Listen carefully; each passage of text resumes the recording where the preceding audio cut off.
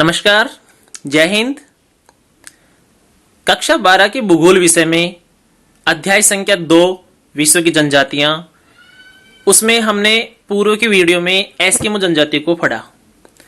आज के इस वीडियो में हम पढ़ने जा रहे हैं उसके बाद अगली महत्वपूर्ण जनजाति बुशमैन। बात करें हम बुशमैनों का निवास क्षेत्र, तो हम पाएंगे कि आज से लगभग 20,000 वर्षों से पूर्व से बुशमैन जाति के लोग अफ्रीका महाद्वीप के कालाहारी मरुस्थल में निवास कर रहे हैं।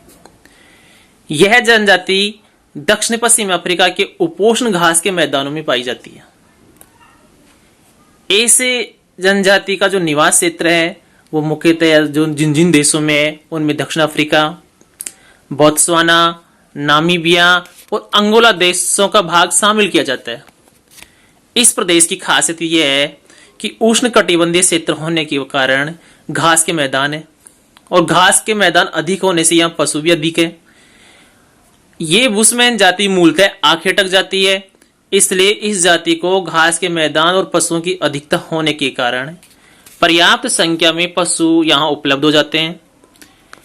यह जो क्षेत्र है, इनके आवास का जो क्षेत्र है उसका अक्षांश से विस्तार हम देखें तो पाएंगे कि अफ्रीका महाद्वीप में 18 डिग्री दक्षिण अक्षांश से 24 डिग्री दक्षिणी अक्षांश के बीच एक क्षेत्र है बेचुआना लैंड, और मुख्यतः ये जाति इसी बेचुआना लैंड में निवास करती है।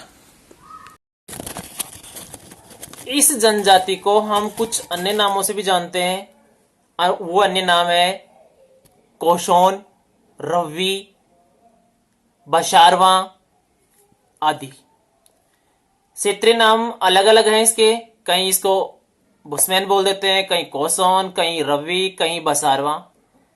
बुशमैनों की वर्तमान में जो संख्या है वो लगभग 10,000 है।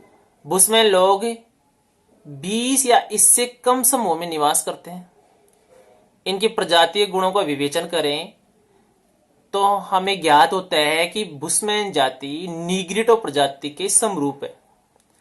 फिर भी कुछ अलग बातें भी हैं इनमें कि इनके होंठ होते हैं वो मोटे नहीं होते और जबड़े बाहर को निकले हुए नहीं होते, और आंखें भी इनकी ज्यादा चौड़ी नहीं होती, लेकिन इनके जो नितंब होते हैं वो बहुत भारी होते हैं। कालाहारी मरुस्थल के धरातल को हम जाने तो ये भी जानते हैं कि कालाहारी मरुस्थल का धरातल बहुत विषम है। वहां का धरातल उबड़ खाबड़ वाला है, जलवायु वहां की अर्ध उष्ण कटिबंध है, वर्षा भी वहां 25 सेंटीमीटर वार्षिक से कम होती है, दिन में गर्मी अधिक पड़ती है और रात को जो रात होती है उसमें तुलनात्मक रूप से रातें सर्द होती हैं। जो मरुस्थल की एक खासियत होती है कि दिन में गर्मी अधिक और रात में सर्दी। ग्रीष्म काल कालाहारी मरुस्थल में लंबा होता है, शीतकाल की जो अवधि होती है वो बहुत कम होती है। अतः ऐसे विषम धरातल में, ऐसे विषम उबड़ खाबड़ वाले धरातल में यहाँ घासें अधिक पाई जाती हैं। घासें और कंटीली झाड़ियों की अधिकता के कारण शाकाहारी और मांसाहारी दोनों प्रकार के प्राणी जातों का यहाँ उपलब्ध रहते हैं दोनों प्रकार के प्राणी। और आखेटक प्रजाति होने के नाते बुशमैनों को वहां आखेट के लिए पर्याप्त मात्रा में पशुओं की उपलब्धता हो जाती है। इस तरह से ये जो धरातल है वो भी बुशमैनों को वहां शिकार के लिए प्रोत्साहित करता है। कालाहारी मरुस्थल में मरुस्थल है 25 सेंटीमीटर वार्षिक वर्षा से कम वर्षा होती है, तो वहां पेयजल के लिए सभी वन्य प्राणियों को और वहां के निवासियों को, जिनमें बुशमैन मुख्यतः हैं, इनकी जलापूर्ति एक विशेष प्रकार के फल से होती है। जो वहां जंगली फल है उसको कहते हैं त्यामा। त्यामा फल अपने यहाँ हिंदुस्तान में यदि उस फल की तुलना करें तो जो तरबूज होता है, वाटरमेलन, उसके जैसा ही फल होता है, जिससे मानव और पशु सभी जल की आपूर्ति करते हैं। यहाँ इस क्षेत्र में एक प्रसिद्ध राष्ट्रीय उद्यान भी है, एटोसा। प्राणी जात शाकाहारी और मांसाहारी दोनों प्रकार के हैं। जंगली बिल्ली प्राणी जातों में यदि हम वहाँ के पशुओं को, वहाँ के प्राणियों को जानना चाहें कि कौन कौन से प्राणी निवास करते हैं, तो उनमें जंगली बिल्ली है, सियार, धारीदार गधा जिसको जेब्रा बोलते हैं, और हिरण, बड़े कोदू, एक होता है वहाँ ग्नू खरगोश, स्टेनबोक वहां का स्थानीय एक प्राणी है, जिराफ, लंबी गर्दन वाला जिराफ अफ्रीका के जंगलों में पर्याप्त है। यहाँ कालारी मरुस्थल में भी जिराफ पाया जाता है। और हम बात करें शतुरमुर्ग और लकड़बग्गा, वो भी इस क्षेत्र में पाए जाते हैं। इतने सारे प्राणी और प्राणियों के निवास के लिए घास उपलब्ध हो, तो वो जो क्षेत्र है वो आखेट के लिए एक, जिसको हम कहें कि एक बहुत ही बढ़िया स्थिति में है। ये क्षेत्र अनुकूल है आखेट के लिए। हम बुशमैनों के आखेट के संबंध में बात को आगे बढ़ाते हैं। ये जो आखेट करते हैं बुशमैन, वो अपने शिकार को अनेक प्रकार से बहलाकर या उनको एक कई विधियां ऐसे प्रयुक्त करते हैं कि उनका शिकार उनके फंदे में फंस जाए। ये कुछ समूहों में ये लोग शिकार के पीछे लग जाते हैं और उससे पहले कुछ तैयारी कर लेते हैं। जैसे बड़ा गड्ढा खोद लिया और उस गड्ढे के ऊपर लकड़ियां वगैरह लगाकर पत्तियां से ढक देते हैं। और बड़ा शिकार होता है, जैसे हाथी हो और उसका शिकार करना हो, जिराफ हो उसका शिकार करना हो, तो 2-4 या 5-7 का समूह उसको पहले हाँक कर लाता है उस बड़े जानवर को, और पहले से जो गड्ढा है उसकी तरफ लेके आते हैं। अब वो उस जानवर को गड्ढा दिखता नहीं है और वो गिर जाता है, और उसको फिर फंदों से, उसके तीर कमान से ऐसे मार लेते हैं, भाले से ये उसका शिकार कर लेते हैं। तो इनकी जो विधियां हैं, कीचड़ में पशु को धसाकर, बड़े शिकार को फंदों में फंसाकर, गड्ढों में गिराकर और विषाक्त जल भी पिलाकर उसका शिकार कर लेते हैं। एक इनकी खासियत होती है कि ये जो वन्य प्राणी होते हैं या जंगली जीव होते हैं, उनमें अधिकांश जीवों की जो वाणी है, आवाज है, उसकी नकल करने में निपुण होते हैं। मूलतः इनका पेशा आखेट ही है। बड़े जानवर का आखेट मिलकर कर लेते हैं, और छोटा प्राणी है तो उसको भी ये तीर कमान से, भाले से ये शिकार कर लेते हैं। प्रत्येक परिवार अपना भोजन स्वयं बनाता है, यानी कि शिकार खुद करता है, दूसरे पर आश्रित नहीं होते। इन बुशमैनों की हम एक खासियत देखें तो सभी जनजातियों में, क्या विश्व की अधिकांश जातियों में इनकी अनूठी विशेषता है कि ये सर्वभक्षी होते हैं। और सर्वभक्षी का मतलब हर प्रकार की वस्तु का सेवन कर सकते हैं, जिससे कि इनको जीवन का खतरा नहीं हो, उसको छोड़कर, जैसे विष को छोड़कर। ये पेटू भी होते हैं, और पेटू का उदाहरण आपको बताएं तो हम देखते हैं कि एक बुशमैन अकेला आधी भेड़ तक खा लेता है। आधी भेड़ का ये अकेला सेवन कर लेता है। और साथ ही साथ ये सर्वभक्षी इतने होते हैं कि पशु या शिकार का कोई भी अंग नहीं छोड़ते, सभी का भक्षण कर लेते। इनमें इनके जो खाद्य सामग्री है उसमें मछली, पौधों की जड़ें, बेरी, शहद, दीमक, चींटी, अंडे, पशु पक्षियों के अंडे सब शामिल करते हैं। ये इनका जो बुशमैन चावल के नाम से एक प्रसिद्ध खाद्य पदार्थ है, वो क्या है कि दीमक और चींटी या इस तरह के कोई अंडे वगैरह होते हैं, उनको ये उठाते हैं, उसको अपने हथेली में रखते हैं, रगड़ते हैं और खा जाते हैं, जिसको बुशमैन चावल कहा जाता है। इनके भोजन में ताजा या बासी का कोई वो नहीं होता, ताजा भी खा लेते हैं, बासी भी खा लेते हैं। कि यहाँ का जो वातावरण है वो उष्णकटिबंधीय है, इसलिए इस वातावरण में ये भोजन को संग्रहित करके भी नहीं रखते। हम देखते हैं अब बुशमैनों के वस्त्र उष्णकटिबंधीय क्षेत्र में रहने के कारण, और इस जाति में अन्य जातियों के संपर्क में नहीं होने के कारण वस्त्र बहुत ही कम पहनते हैं ये लोग।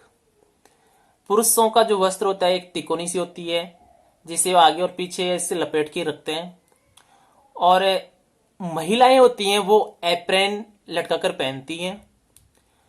स्त्रियों का जो सर्वाधिक महत्वपूर्ण वो वस्त्र है वो है चोंगा। चोंगा को स्थानीय भाषा में क्रोश बोला जाता है। ये क्रोश इनका बहु उपयोगी वस्त्र है, जिसको ये लपेट भी लेती हैं और आवश्यकता पड़ने पर उसी में सामान भी लपेट के ले आती हैं और अपने शिष्यों को भी उसी में लपेट लेती है। इनका ये वस्त्र बिस्तर बंद भी है और वस्त्र भी है, पहनने का एक वस्त्र भी है और बिस्तर बंद भी है, शिष्यों को रखने का भी एक साधन है। तो इसमें कोई सामान का संग्रह करना हो तो वो भी इनके लिए यह वस्त्र काम आ जाता है, यानी बहुउपयोगी वस्त्र। साथ ही साथ कई बार क्या करते हैं कि ये लोग चमड़े से बनी हुई टोपी भी लगा लेते हैं, चमड़े के बने हुए जूते भी पहन लेते हैं। वैसे ज्यादा इनमें कुछ होता नहीं है। आभूषण के रूप में अंडे के खोल, विशेषकर शुतुरमुर्ग का अंडा होता है, उसी अंडे को आभूषण के रूप में भी काम ले लेते हैं और उसी अंडे को ये बर्तन के रूप में भी काम लेते हैं। इनके आवास, बुशमैनों का कोई खास आवास नहीं होता। रात को ये चट्टानों में, चट्टानी गुफाओं में शरण ले लेते हैं। झोंपड़ी, चट्टानी गुफाएं, प्राकृतिक गुफाओं में शरण ले लेते हैं और कभी कभी ये झोंपड़ी भी बना लेते हैं जो टहनी, घास और जानवरों की खाल से बनी होती है और आकार में गुंबदाकार होती है। इन लोगों को आखेट करते समय जब ये एक स्थान से दूसरे स्थान पर विचरण करते रहते हैं तो अल्पकालीन समय के लिए रुकते भी हैं, कहीं वहां कुछ दिनों के लिए रुकते हैं तो एक छोटा सा गांव बन जाता है और उस गांव में 8 या 10 झोंपड़ियां होती हैं इनकी, जो टहनी, घास और जानवरों की खालों से बनाते हैं। उस छोटे से अल्पकालीन गांव को ये कहते हैं वैर्फ। जो घुमक्कड़ प्रजाति होती है उनके कोई गांव नहीं होते, लेकिन इनकी अल्पकालीन गांव को कहते हैं वैर्फ। अब हम देखते हैं कि बुशमैन के औजार और बर्तन को कैसे होते हैं। घुमक्कड़ प्रजाति और आखेटक प्रजाति होने के नाते इनके पास बहुत ही कम औजार होते हैं। औजार के नाम पर जहरीले ये तीर, कमान, नुकीला डंडा, भाला और बरछाई रखते हैं। तीर के आगे उसको विष लगाकर, जहर लगाकर ये विषैला बना लेते हैं। विष बूझे तीरों से शिकार करते हैं। तीर के कोने के अग्रभाग को नुकीला बनाने के लिए उस पर शुतुरमुर्ग या फिर जिराफ के पैर की हड्डी को घिसकर तिकोना आकार से उसको लगा लेते हैं। पेड़ की छाल के रस्से बना लेते हैं शिकार को पकड़ने के लिए। लगभग एक बार ये तीर कमान से करीब 60 मीटर दूर तक कोई शिकार होता है उसको भी शिकार कर लेते हैं। और इनका जो वो मुख्य रूप से इनका जो हथियार है वो भाला और तीर कमान ही है। बर्तनों में हम देखें तो इनके पास में कोई खास बर्तन नहीं होते। अभी हमने थोड़ी देर पहले बात की थी शुतुरमुर्ग के अंडे की। शुतुरमुर्ग का अंडा इनका महत्वपूर्ण बर्तन है। उसी अंडे में ये मटकी की तरह काम लेते हैं, पानी रख लेते हैं, पानी उसी में रखते हैं और खाद्य सामग्री को भी उसमें संग्रहित करके रख लेते हैं। उसी अंडे को ये आभूषण के रूप में भी काम ले लेते हैं। हिरण की खाल की थैली और लकड़ी के प्याले भी इनके जो कहें हम बर्तनों में शामिल कर लेते हैं।